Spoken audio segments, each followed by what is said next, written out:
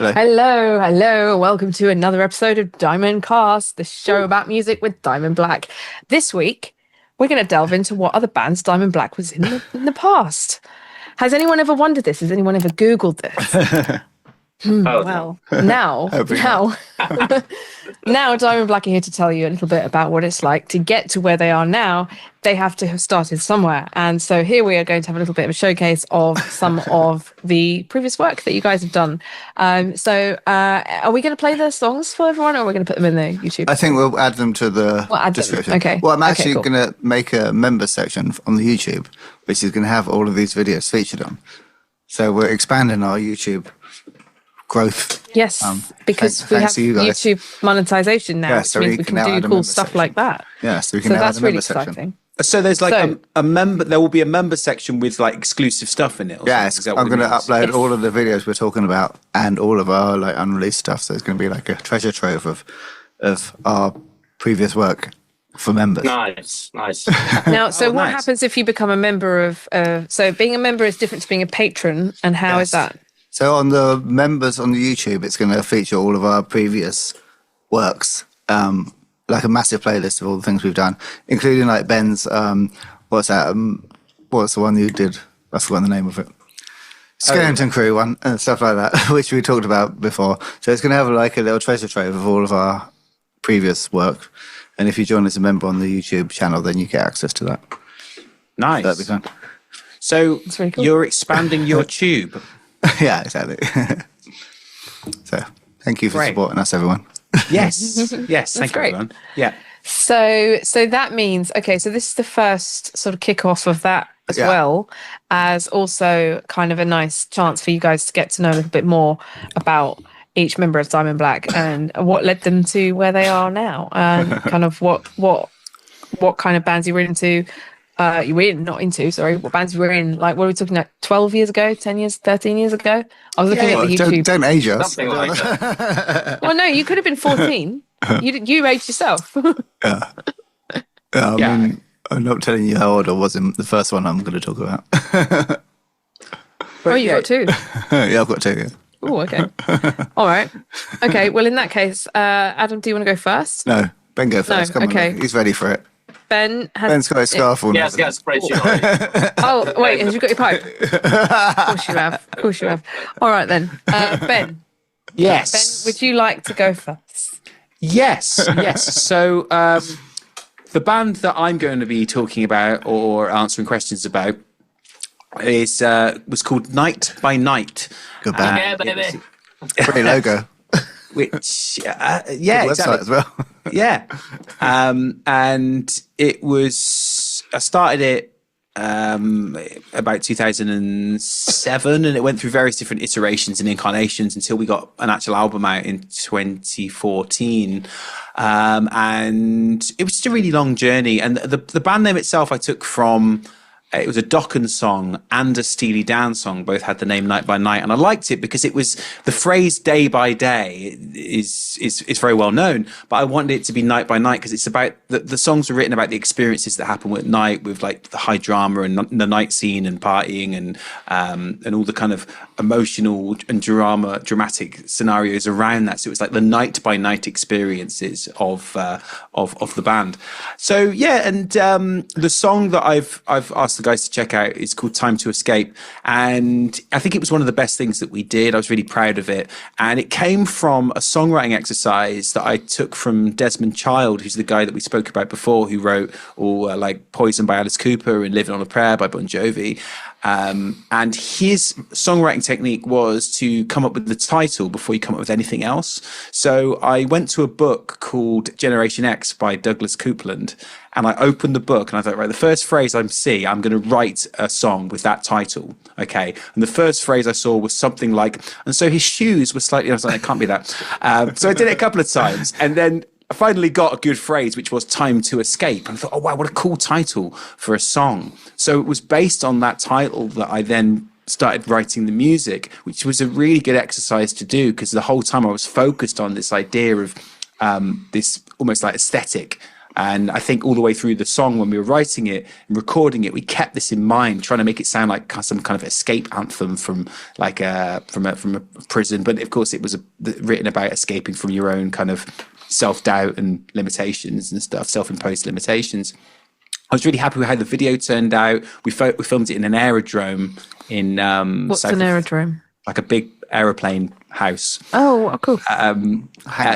Yeah, a hangar basically. Yeah, south of London, and we originally had a storyline to go with it as well, but we ended up really loving the footage so much because of the way that he really cool. lights behind us that we thought, this is great. This is our first video. We want to just be about the band, and it just looks really dramatic and exciting. I remember it was a February. It was extremely cold filming in there, and we were there, as music videos generally are, a long time. But that was also the band that had that great testimonial from Rick Savage of Def Leppard. He heard that particular song, and it was off the back of that song that he said that his quote was something like, one of the best new bands out there today, which for me was pretty mind-blowing. Wow. Nice. So yeah, that song is really special for me. It embodies what I'd been trying to create with the band, which was something that threw back to 80s rock and my love for 80s rock, but with a heavier and more modern vibe to it. And at the time when it came out, it did really well for us. And that was back in the day where it was easier to get YouTube views for bands back then. It was 2012. And you got 66,000 views, haven't you? Yeah. And so a lot of that was in the first couple of months of getting it out there, which would be a lot harder to get. So it's not because it's been out for 14 years? Definitely. I reckon it's probably picked up another 10 in the last sort of 13 years. But the most of it was, the impact was at that point then. I think, again, back then it seemed to be easier to get views because people had less distractions. And well, there was no TikTok, and Instagram wasn't really a thing then. So I don't think it was even around, was it 2012? Instagram had just started. I had Instagram and I didn't realise it was even an online app. I thought it was just a photo filter app. So I was just putting pictures online, didn't realise they were online. But yeah, it was very small. So there was nothing else like that. So I remember we had a palpable excitement when we put that video out because we felt really proud of it, and we got a lot of good traction off it, and it was just one of those things where you spend so long in a band getting to your first album, it finally comes out and you're really excited. And then because it doesn't immediately take off, because you then have to do a second album, it can be quite hard, I think, for bands to maintain their career beyond the first album if it isn't instantly picked up by some big label, or because it's so much work and money went into it. But I'm really proud of the song. I'm proud of the album, and Vinny actually played with us on a tour. Vincent played drums for us when we toured with an American band called Y&T, which was a really great experience. And I got to know Vincent a lot better during that tour. What do you remember of that tour, Vinny?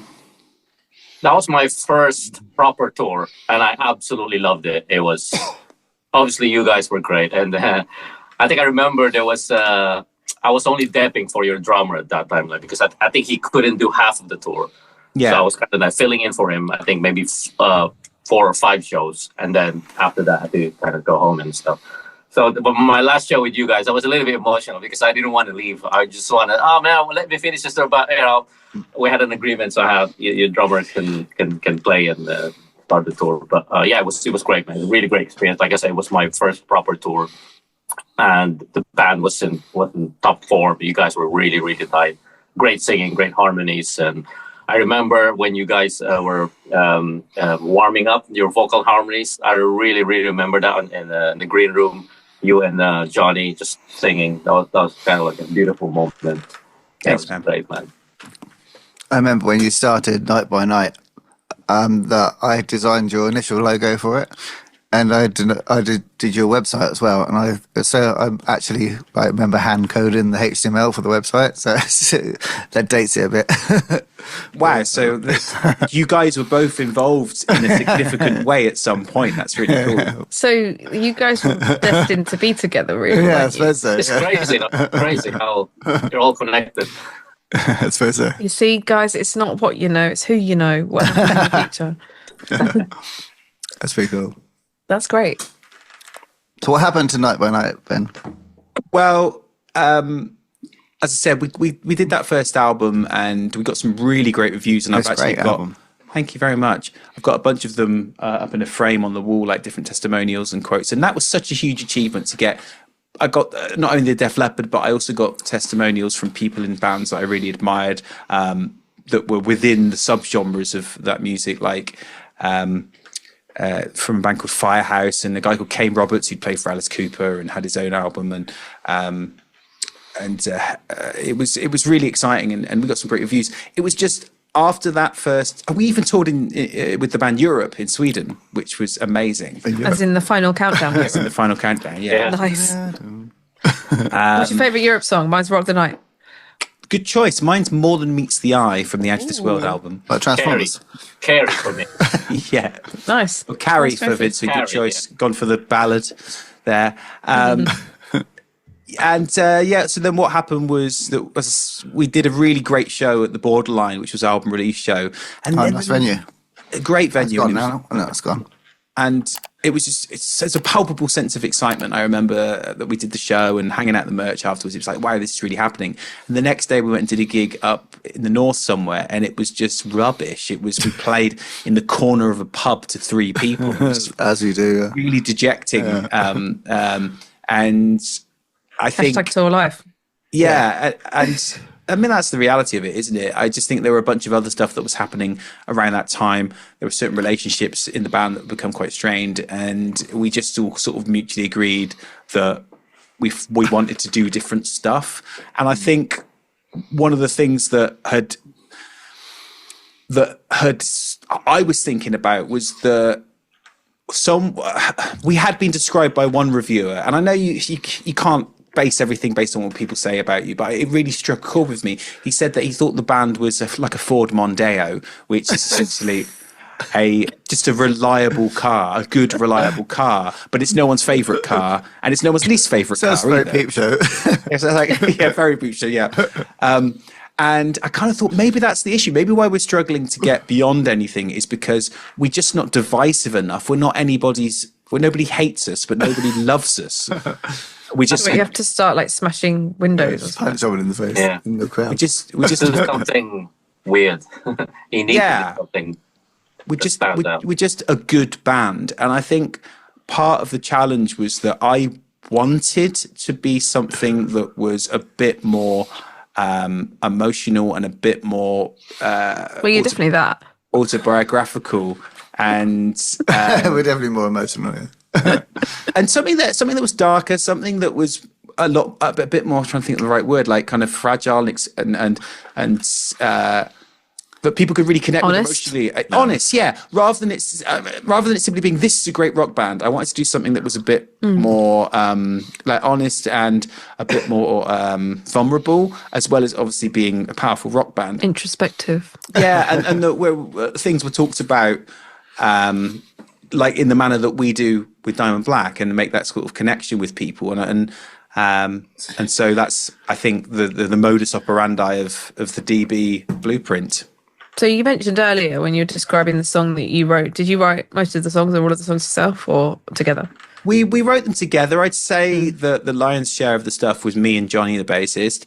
I wrote most of the lyrics, but the singers helped as well. We had 2 different singers during that period. And actually, when it started, I was the singer, but I didn't think I was good enough to be a front person.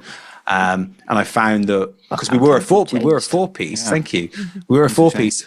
And I didn't feel that I had enough of a range in my voice. So I couldn't sing high. So I thought, well, I can't do it then. And also, I was really bad at talking to the audience. We do a show and I just go full on, funny thing happened here on the way. We stopped. It was full on Wiltshire Butterfly Farm. And I just felt I couldn't be like, hey guys, what's up? Because that was really fake too. I think a bit of both is important. Yeah, but I think you do it really well now. You got the hey guys, what's up? But without it being fake, it's still genuine. But you also have a bit of yourself in there too, which is what you need. Well, yeah, and it was really serendipitous that how things develop with DB is that when I talk on stage now, I feel really like I feel confident because I feel like I am being really authentic while still being engaging. So whereas my authentic back in Night by Night wasn't engaging, a funny thing happened here on the way to the post office on the way here. I feel like the ability that I have now to talk about the songs and the meanings is engaging and it's authentic. So this band helped me find my actual voice as a front person and made me realize that it wasn't important for me to be able to sing really high like my sort of 80s heroes, because what I think people like about a lead vocal is honesty and authenticity, rather than necessarily technical like virtuosity. Nice. Cool. So you mentioned earlier also about the way that the songs that you wrote were emotional and that were about things that were personal and honest, and it sounded like you were going towards what you write about with Diamond Black a little bit then, but from what you just said, you hadn't quite sort of got to where you wanted to be in it. Yeah, I think there was, although I was definitely writing about things that were extremely personal and meaningful to me, I wasn't the singer, so I couldn't actually sing the songs. And I wasn't able to talk about them on stage because I wasn't the singer. And I guess it was missing that element of connection between like the voice of the songs and being able to express that to the audience. True, yeah. And the other singers that we had were fantastic, like so talented, like Brilliant Dan in that video, and then Henry after him. They were both amazing singers. Oh yeah. They're absolutely virtuoso singers. Although the song they did the job of singing the songs extremely well, it hadn't been about their own experiences though. So I wonder if that is something which has a different resonance when someone's singing somebody else's lyric, or when you're singing your own lyric. I would imagine that it's, well, certainly for me, I feel that it's super cathartic at getting to sing the songs myself, that are experiences that I've had. You know, when was the last show? I think I played the last show. Was it the O2 Islington Academy?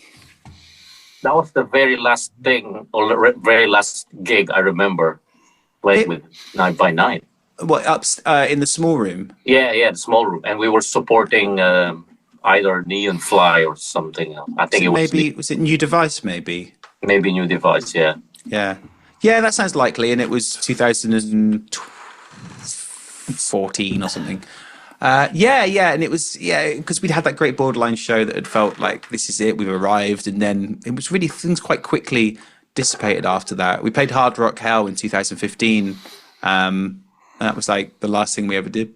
2015. So your last show together was Hard Rock Hell 2015. I believe so. Yeah, March 2015. And when did you start conceiving the ideas for Diamond Black? I think it was the end of. I think there was some crossover. I think there's some crossover. I think the first ideas for DB started in the end of 2014, and then cool. sort of engaging with the ideas for it as the two bands were happening at the same time. Cool. Okay. Nice one. Any questions for Ben about the video or about the song that we listened to today? I've got one.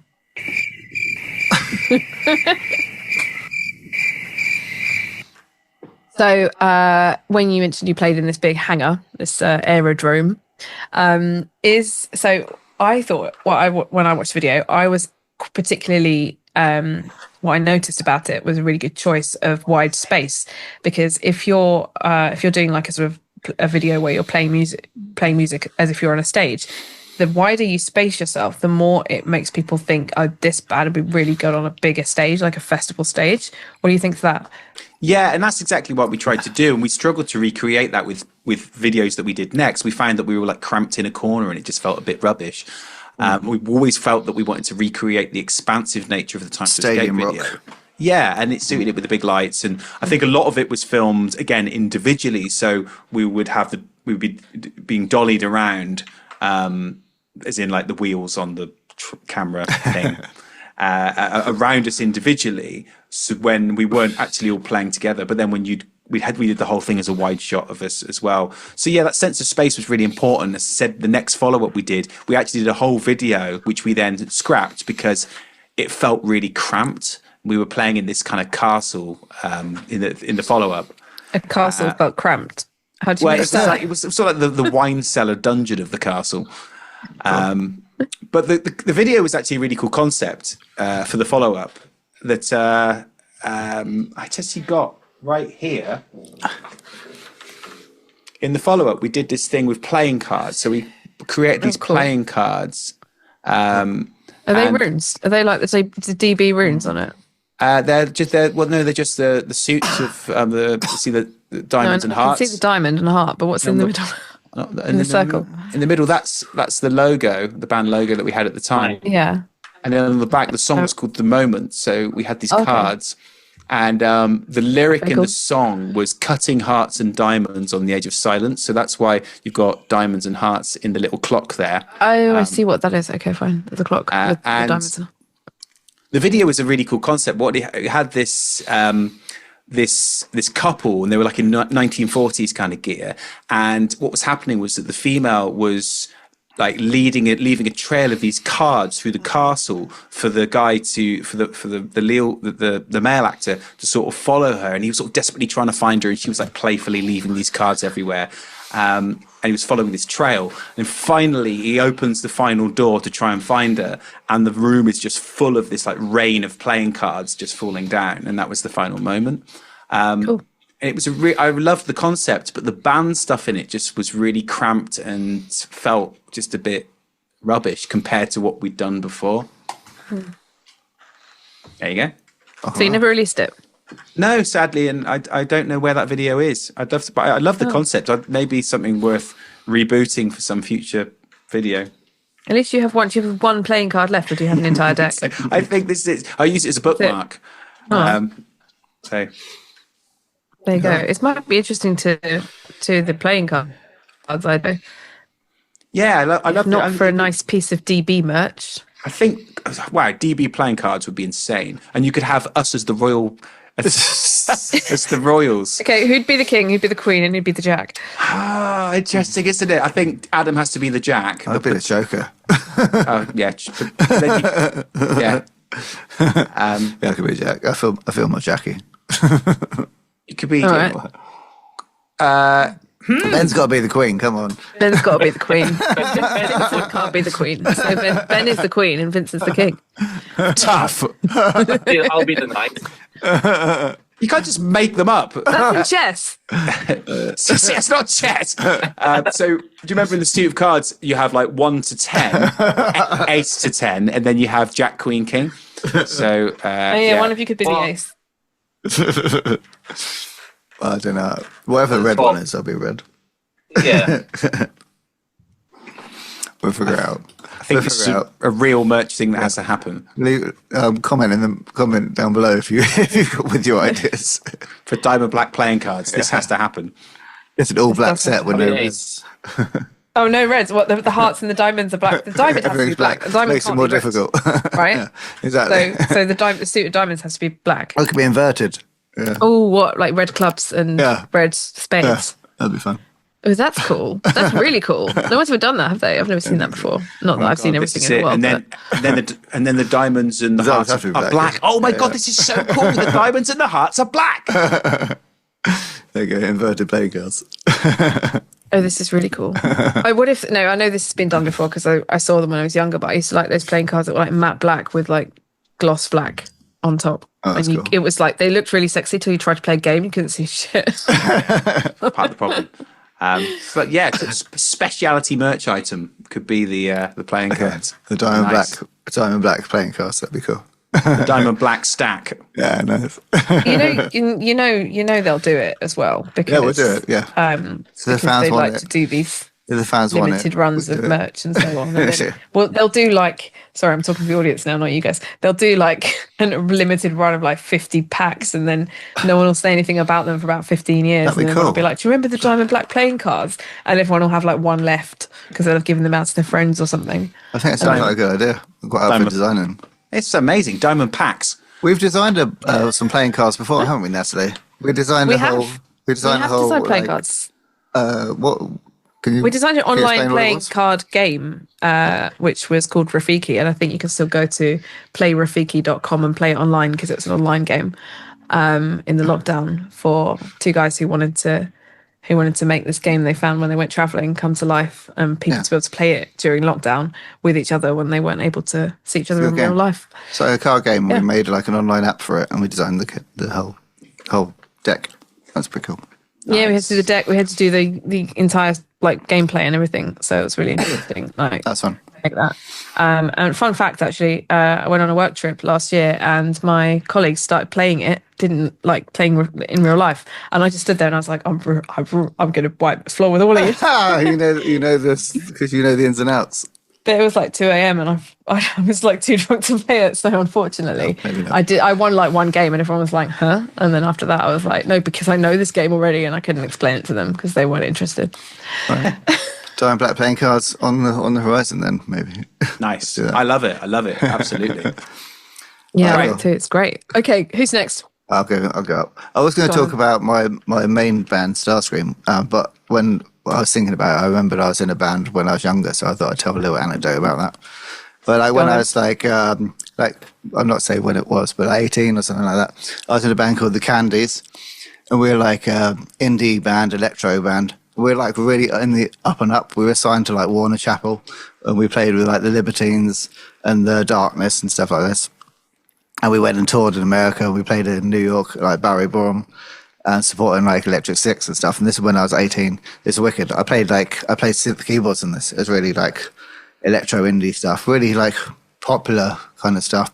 Like our manager was the same guy that managed Blur and stuff like that. We were like really on the up and up. Then we came back from our tour in New York, and we had our singer went for a big meeting with his record label, and he turned up really fucking pissed, and he blew the whole thing, and that was the end of that band. So I guess my little anecdote about the first band I was in. I feel like I've heard that story before. Maybe that was you he was talking about. Maybe that was your band. Yeah, but I know what I told you about. That's really sad. I know. I've had a lot of stories about almost making it though. Almost making it. Wow. But yeah, we're doing really well. That's crazy. Yeah. That's so tragic because when you were doing it, you must have felt like this is it, this is happening. Yeah, and I wasn't privy to the meeting. Like he went to meet the guys. We just come back from this play, playing in New York and doing all this stuff. So we got a good meeting with this label. Yeah, and he turned up and they were so pissed that they were like, "What? I'm not signing these fuckers." And Oh my God. I really feel like I've heard this before. Yeah, Maybe it was your band. Yeah. Really? Yeah. Yeah, maybe my dad told you the story. I think you told us it in my birthday one year. Yeah, it's such a tragic tale because it was all going so well, and you must have felt as you were doing these things, supporting the Darkness and Libertines. Wow, this is it. This is happening. It's fine, and it's happening really soon to me. I'm 18. It's really easy. This is hard. Yeah. No, it's fun. Had he had a history of doing that kind of thing? Was it really out of the blue? Not really. I just think it was. Well, it's sort of like, like the Libertines and stuff at that time. It's all like bravado, getting pissed, and like it's all a bit silly. Even though we took the band really seriously, it was like it wasn't that strange to just be like a bit of a rowdy boy. I don't know. He's just. Did you think people played it up a lot? Famous bands played it up more. At the time, and it's like, yeah, it's cool to be pissed, and then he took it literally and actually did it. Yeah, I think so. He thought that would go down well, and it didn't. Yeah, I don't know why it happened, but yeah, I was a bit annoyed. Yeah, wow. Yeah. So anyway, so after that, I'm doing my own band called Starscream, which I was basically did everything. I was the singer, guitar player, and did all the programming and all the production and all the writing, and we were doing that for quite a while. We put one album out. That's our album there. Nice. Which I'll link down in the description. And we're sort Show of the like, booklet. oh yeah, well it's a nice little fold out piece. But yeah, we're doing that for a long time, and that's pretty good. I can't really tell you what genre it is. It's sort of electro-punk vaudeville kind of stuff. So I was doing that for quite a long time. with the original band. And then after a few years, we needed a new bass player, and so I looked for my friends who could play bass, and Natalie joined the band. So we've got a little crossover. This is how me and Natalie know each other. She played in my band. That's good, and that's basically that's basically my backstory. Well, it's a great band, very original sounding, and I like what you said about how it's like vaudeville mixed with, because that particular song, ROSEBLOOD song, the verses have this like circus kind of vibe. Got a Tim Burton kind of vibe to it. Yeah, and then the chorus is like the epic rock with electro elements to it. And it's definitely got a British sound, I think. But he sings in a Mockney accent. Oh yeah, I was deliberately doing a Mockney voice in that one.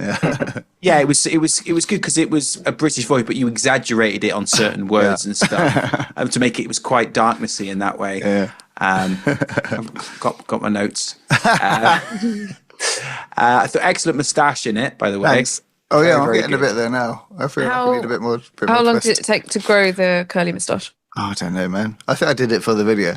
You were quite involved. It was like a very important project at the time, if I remember. Yeah. Great tash. Nice little David Havoc style O going into the second verse. I thought that was pretty good. One of those in there. I told you to put one of those in the song, one of our songs the other day, didn't I? Specifically a Davy Havoc O. Is that how you described it? Yeah. Can you do it now? How does it go? Oh. There you go. And nice to see Phil Roadkill in the background in shades on the sofa. Oh yeah. Good spot. He's one of our London pals. But yeah, I thought it was really cool, and I could see that a lot of thought had gone into matching the video to the story of the song, not only in terms of the content, but also there were very specific moments where the lyric locked in really well with what was happening. Like there's something about walking in the first verse, and there's literally a shot of walking.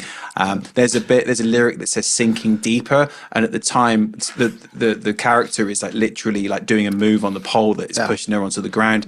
It's really careful synergy between the music and the imagery.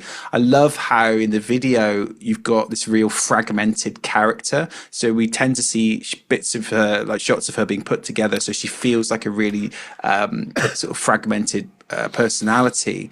Mirrors as well, senses of division I'm just of like self. this brooding thing, like singing over her. I'm like the conscience or whatever. Yeah, you like the devil on her shoulder, or encouraging her to go more and more into this world, or well, it sort of wasn't. I don't feel like it just felt like an observer. He felt more like he was an observer of it and a commenting on it. But there were some really cool bits where he would do something like a gesture and then she would do it as well. It's a bit where he runs his hands through his hair and immediately she does it too. So all these clever little visual synergy. Were you involved in the video as well, like with the creation of the video? Yeah, we did. We did all of it. It's actually filmed in the house I used to live in. So like the location is the warehouse I used to live in as well. So that's really fun. Nice. And then you actually went down Soho and did all those street shots as well. Yeah, we did it all together. It was fun. And as a song as well, I thought it was really well put together. I like that you've got that really demonic la section in the middle, that la section. Yeah, that's Tim Burton. Full Burton. Yeah. and then it comes back at the end and it's combined with the chorus. It's just a really well put together song that doesn't really sound like anything else. Yeah, I know. I think that was the good thing and the bad thing about Starscream. It's very unique, but also very hard to categorize. I think that was the blessing and the curse. It was a good thing for people that get it, but it's quite hard for music journalists and the industry to really figure out what it was, and I think that was what held us back. I guess because it's a showcase. The album's a showcase of all the different styles you wanted to showcase that you could do. So it makes sense as a story, and if you listen to it from beginning to end, there's actually like a storyline, characters and stuff in it. So the character that's in the video comes back, doesn't she?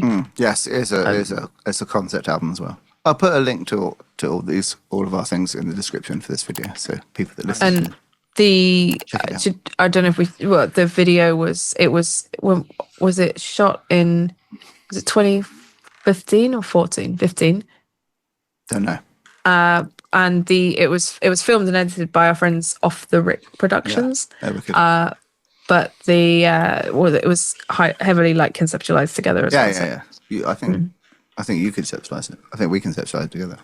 What was it like being in the band as a bassist? It was really fun. It was really cool. I hadn't played bass for some years, and then Adam was like, "You play bass?" And I said, "Well, I used to." He said, "Well, get a bass." And he lent me his bass, actually, and he said, "Learn these songs. You've got so-and-so amount of time before we play a gig." And the first gig he booked us for was supporting Republica, who was one of my favourite bands when I was like 10. Yeah, and I was like, so this was, I was 26 years old, and this was the best night of my life up to date, and it's still in the top 3 best nights of my life. And we supported Republica on my first ever gig, and I was like, oh my god, this is going to be horrendous because I'm going to be incredibly nervous. But it was really good, and it was really fun. And I was, and immediately after, we had to run to get the train to London. Oh, because it was in Hastings, right? Yeah, we had to run to get the train to London to get the last train. So it was like you know, the adrenaline, the excitement of playing this show.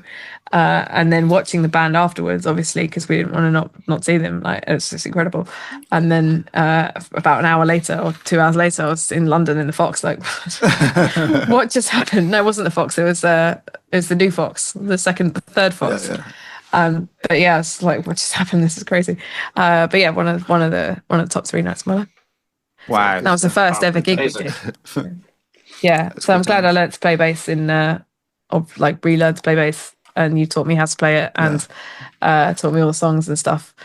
And then I got this one afterwards. So this is the one in the video. I was going to ask, actually, if that was the same bass. That's cool. Yeah, it's the same bass. And I was playing that one since I can't remember how far we were into that, but I was with you for 2 years. No. And then we didn't really end. It's just Diamond Black took over. so hiatus. Yeah. Did you, Adam? Did you have a clear vision for Starscream before you started it, or did it sort of develop the sound and the vibe as you went along? Yeah, it was sort of me learning to write, and also learning to write well, and also like playing with different styles. So I didn't really have everything sounds like me, but a lot of the songs, if you listen to the album, a lot of the songs sound sort of different. There's a sort of overarching sound of Adam, but the songs go from style to style, and I think that was just me learning to write in different styles. It's quite a nice experiment and quite a nice learning curve, and also really good experience being a front man and playing at the front, and getting good gig experience. But I didn't really have a clear vision in terms of what I wanted it to sound like, as in what other people would understand, and so that's why it's sort of a bit meandering, but it's also really awesome. So check it out, guys. Yeah, it's a strange thing because it's important to just sound like your own thing, isn't it? Yeah. And yet, as you were saying, it can be a bit of a curse that you can't be put in a box of, oh, it's this genre. No. But yeah, it doesn't sound like anything else. And I think the way you described it to begin with, which is like a vaudeville electro rock, is perfect. Wicked. I'm really interested in your other band. I still want to kind of know what happened. Well, I'll put one of the videos into the member section. But my question is, you said that singer came back from a meeting with a big executive. Did you confront him? Well, obviously, he blew it. He blew the opportunity. Did you confront him? Hey, what did you do? What the fuck? No, literally, we just never played another gig ever again. That was it. We came back from this really successful tour in America. Came back, and then that was the end of the band after the meeting. Oh, I don't know. I think there was some interpersonal stuff that I wasn't privy to at the time.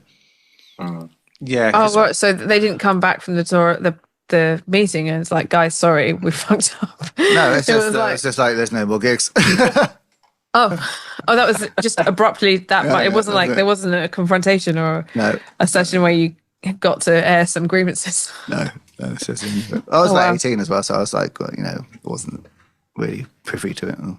But one thing that we did do is we used to play one of your songs in the Starscream set, didn't we? Oh yeah, I used to play one of the Candy songs in the Starscream set, so it lived on through Starscream. Nice. All right, wicked. So, Vincent. Yes. Cromwell.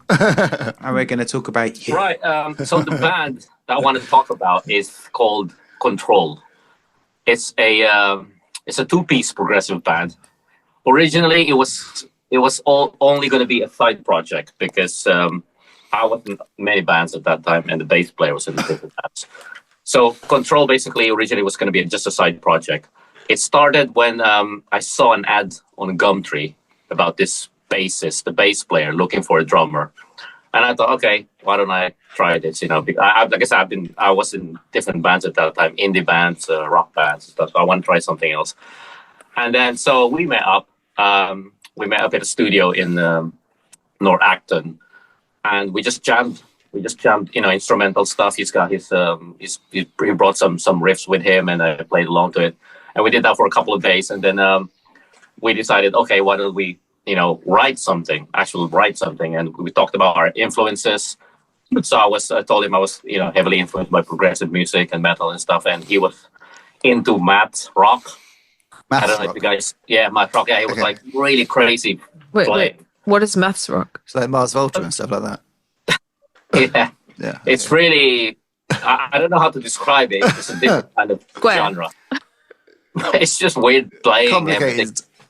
Complicated. Are you actually doing maths like in? No. Is it equations based music or like what? What? I don't know. I don't know how to describe that genre because I never got into that kind of music. I think he was just into that math, technical playing and really aggressive, lots of screaming, and I never understood it, to be honest. No offense.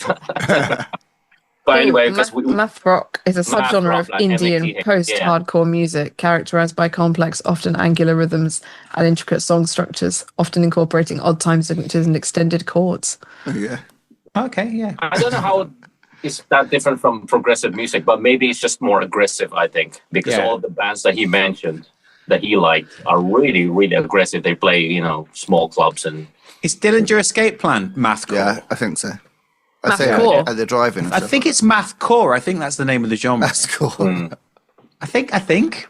Natalie, is it? Am I right? Is it mathcore? I think there's math rock and mathcore. Maybe it's maybe with Dillinger Escape Plan, it's a combination of deathcore, metal. Mathcore is a subgenre of metalcore and hardcore punk that emerged in the 1990s, characterized by complex, dissonant, and rhythmically intricate music, drawing influence from math rock, grindcore, and other extreme metal styles. Bands in this genre often utilize unusual time signatures, polyrhythms, and abrupt tempo changes to create a chaotic and aggressive sound.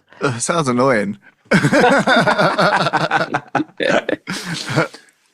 can't nod your head to it. You can't be like this.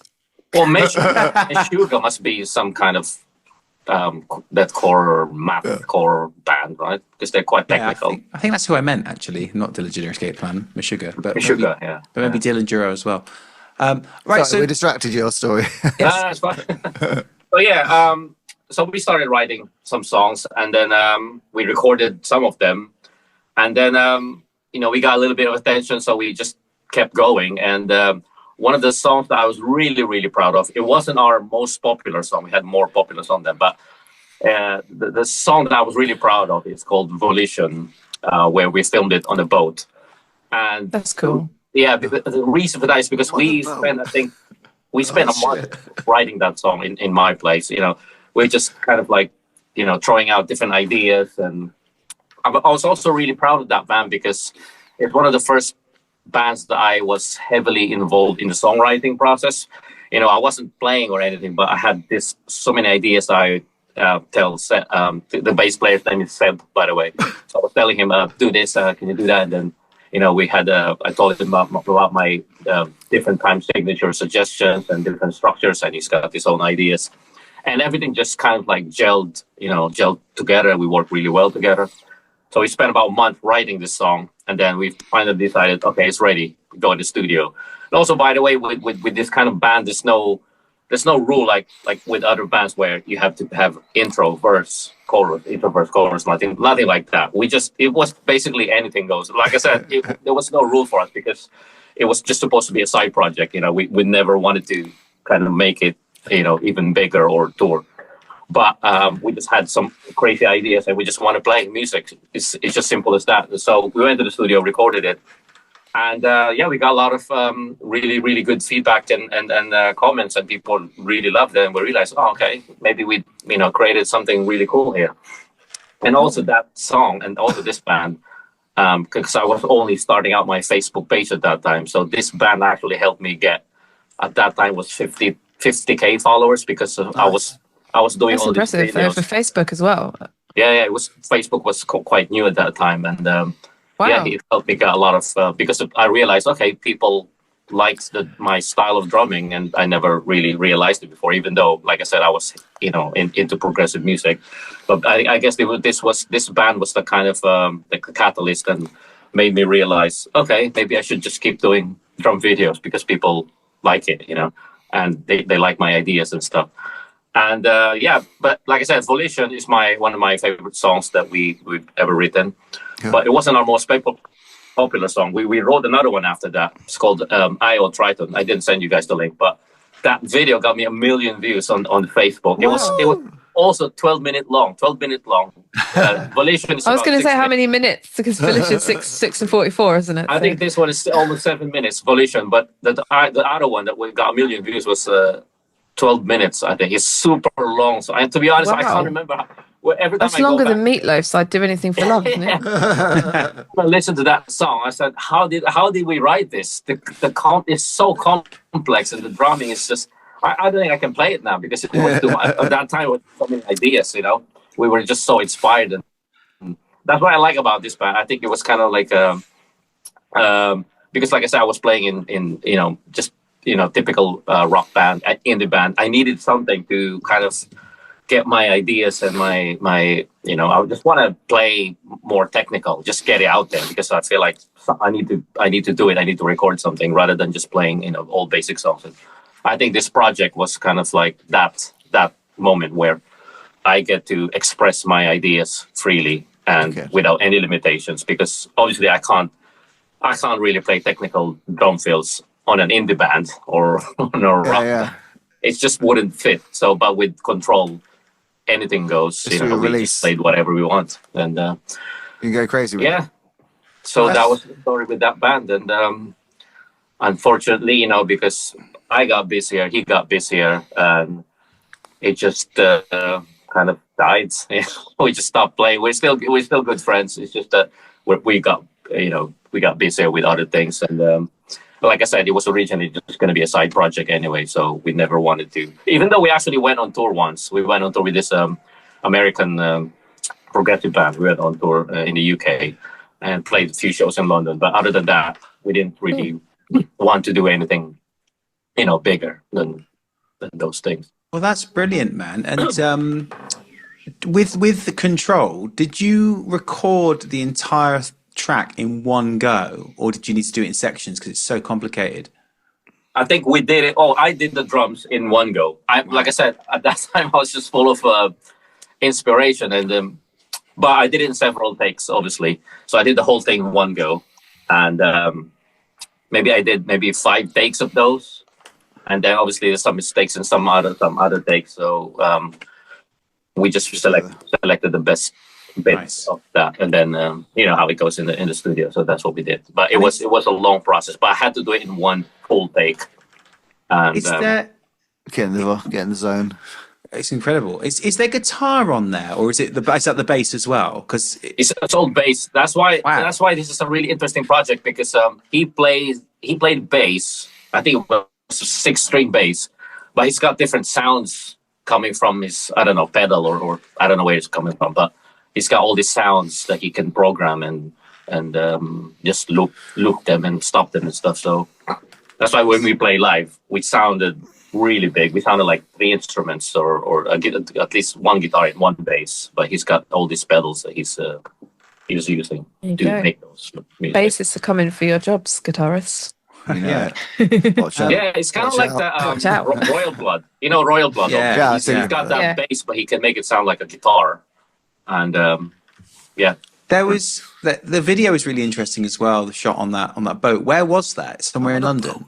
Yeah, it's in what was that? The Lighthouse in Limehouse. No, it's called the Lighthouse. The Lighthouse. Okay. Yeah, but I think it's somewhere in the Docklands. Okay. That area. I can't remember exactly, but it was that. It was actually that boat. It's a recording studio. So inside that boat is a recording studio. Cool. I was going to ask, why did you pick a boat?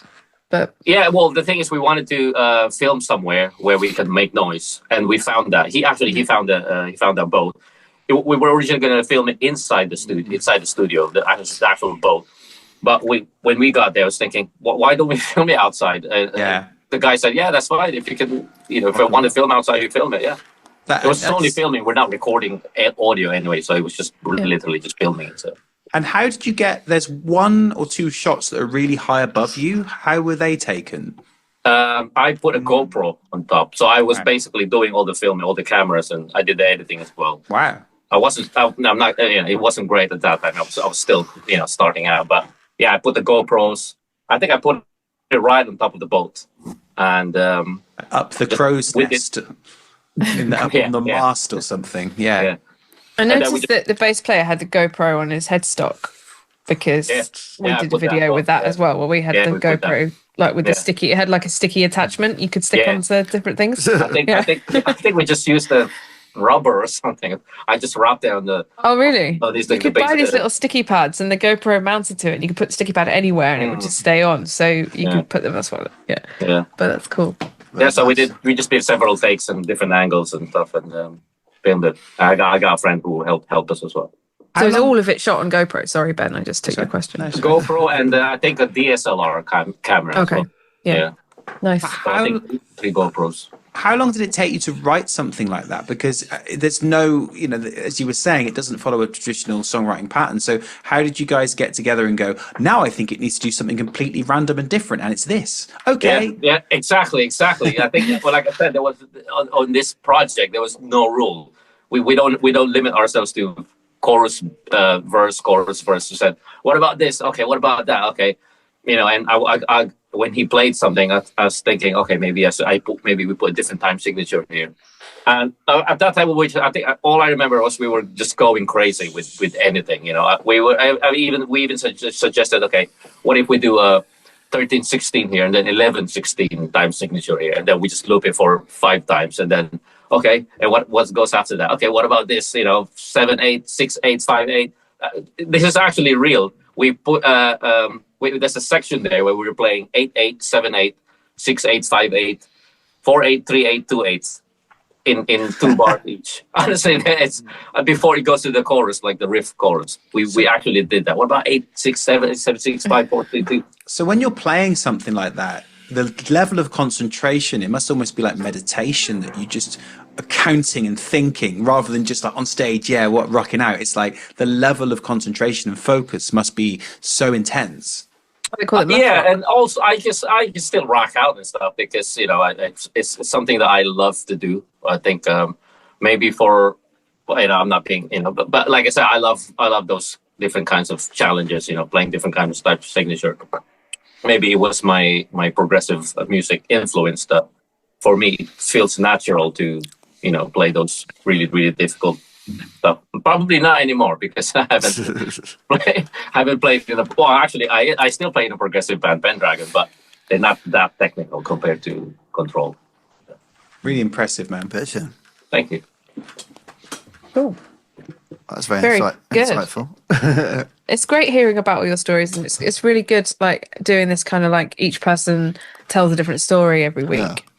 So with that, I'd like to open the floor to the audience and ask what would you like each band member to tell you a story about either something that happened in their lives or something that's their favorite thing, not too personal obviously, but something that's something along these lines that everyone can kind of share and give each other something to watch or something to listen to.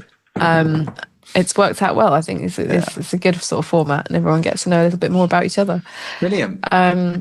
So thanks very much for tuning in for our little Sunday afternoon fireside chat. Natalie. Oh, we've got an announcement. Sorry. Okay. Not only am I adding the membership thing, which we spoke earlier about for the YouTube, but we started a Patreon already now. And some of you know about it already because you spotted it. Even before it officially launched, a few of you guys found it somehow and signed became up. members. So well done for stalking us so well. But yeah, so we got a Patreon, which are going to be adding loads of behind the scenes stuff too. We're going to add tabs to it, like previews of new songs, like our tour diaries and loads of extra recordings stuff. as well. Yeah, recordings and stuff. Yeah, it's loads of stuff that can be added on there. So on the membership on the YouTube, we're going to add all of our previous band stuff. So that'll be one thing. And then on the Patreon, it's going to be all like new stuff. So, and previews and stuff like that. So Brilliant. Really exciting. So get on there. Very cool. Oh, and there's so a special Discord server for the Patreon members as well, I think. Or a special Discord channel, something like that. Okay. So you've got the normal Discord server, which all the band are on now as of this week. Yeah, which is really good because everyone's sort of tuned in quite a lot, and there've been several evenings where people just kind of like, had a little Discord party, which is great. So it's good to see everyone on that. Yeah. And then, interesting stuff happens there as well. Like there was a conversation about merch last week and everybody was talking about their favorite t-shirts and we figured out how many t-shirts we've actually done and we made a bingo card. That I saw that was 15, wicked. Something like that, yeah. That's insane. And they look so cool. That's all the t-shirts and people were like reposting it with all the t-shirts they have. And there's some that came out that there's some rare ones on there as well that are like ones that you did original versions of and then like reissues of as well. So there's like 3 that are super old and super rare, which is cool. So it's kind of a bit like Pokemon cards. So you've got to catch them all. But it's like it's more it's cooler than that because you get to wear them. Nice. So yeah, that's cool. So there's loads of like fan like things you can get involved with, things that you can. So we'll put all the links to all these join. things in the description for this video and all the links to the bands we've been talking about and stuff like that. So thank you for all your support, guys. Thank you so much. Always. Wicked. Thanks very much. Are we done for the week? Are we? I don't know. Have you got any more announcements? No. That's enough announcements for 1 week. Okay, wonderful. Well, look forward to tuning in again next week. Cool.